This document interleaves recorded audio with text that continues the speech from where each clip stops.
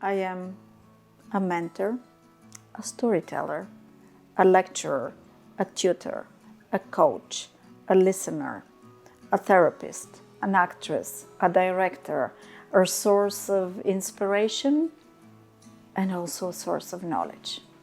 In other words, I am a teacher. And in this era of sudden and radical shifts in educational practice, we happen to be part of the superheroes of society, alongside medical professionals.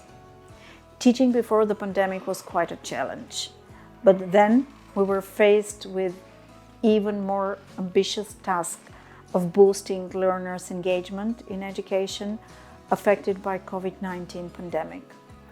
Sleepless nights, long hours of work, overnight shift to completely new form of teaching, health issues, psychological and physical exhaustion, unprecedented level of stress, new responsibilities, and great uncertainty, burnout, polarization, isolation, depression. I can make this list longer than a classical novel. We faced it all, we survived, and we never said no.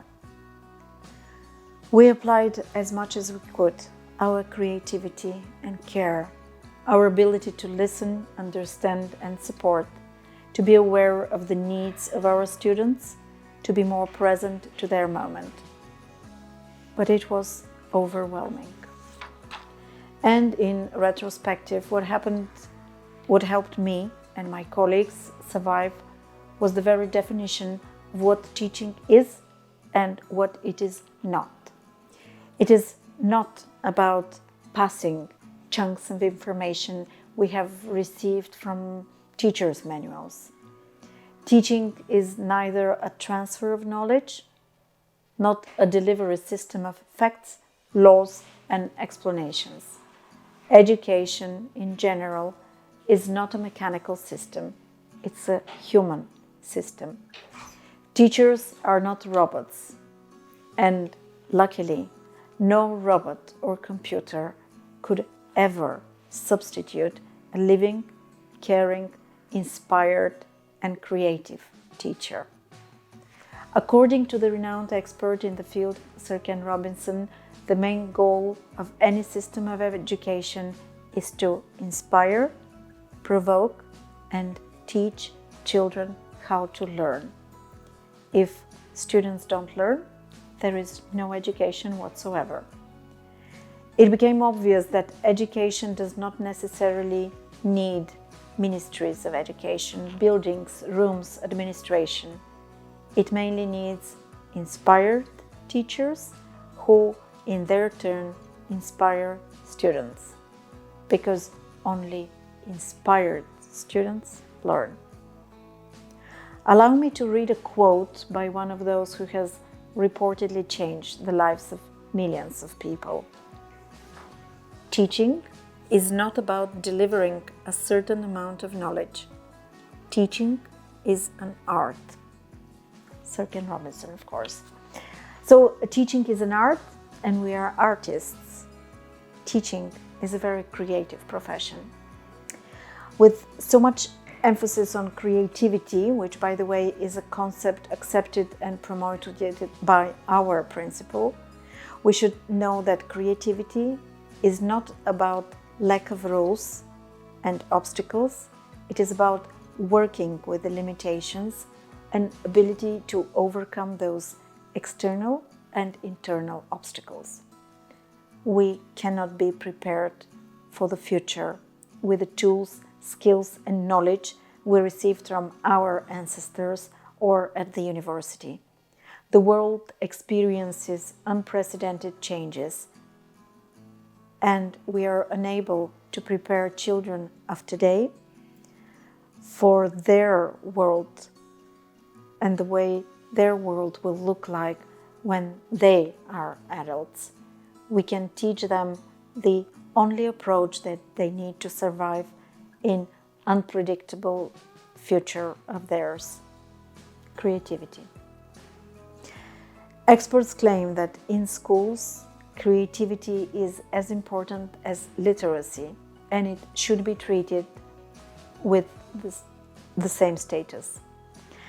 But does that apply only to students? Aren't we the ones who need it more and more every day? What keeps us inspired so that we can inspire learning? I'm sure that every teacher has his or her own story. And sometimes when we listen to stories of others, then the very process of sharing fosters creativity. In my case, during the lockdown, I had the privilege and pleasure to work online with 12, 20 years olds. We did a creative writing course, week after week. These hours were an escape from fear and alienation. Children produced incredible essays, amazing stories and poems.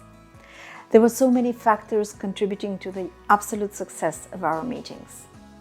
The freedom they had to create, the focus on the process, not on the result, me showing examples and models to spark ideas, but the most important ingredient was communication.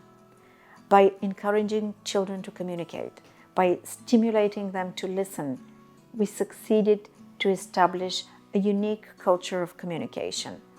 And nobody was alone or scared anymore. And how do I apply the lessons children teach me to my own life and work? Well, first of all, I took up writing. I wrote stories. I taught with stories. And why stories? Because a person who tells a story is always in the center of attention. And we do need our students' attention. I facilitated storytelling workshops and storytelling meetings and games, both for children and for adults. Journaling is another ritual that helps and is very much recommended by therapists.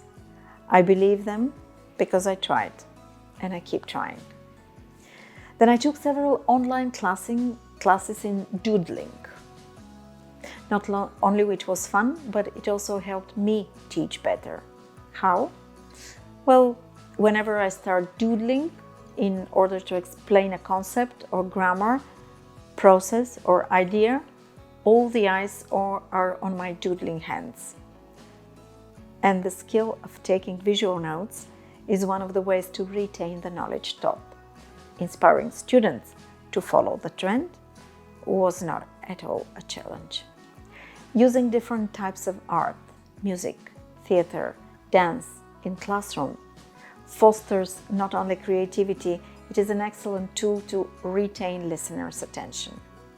And by the way, it helps light the curiosity of our students so that they will learn without any further assistance. What else did I do to provoke interest and smile on the faces behind their computer screens? We know that students are in greater than ever need of sources of comfort. I introduced toys in my classroom, and I must admit some of them became valuable allies. This is Mr. Miss Take, a nice fluffy rabbit to remind us that our mistakes could and should be lovable, acceptable, and huggable. I can give you a list of my learners, both children and adults, who are less afraid to make a mistake now than that they were before they met this bunny. And some scientists claim that creativity is like a muscle. The more we work out with it, the stronger and better shaped it is. All we need to do is start and never be afraid of mistakes.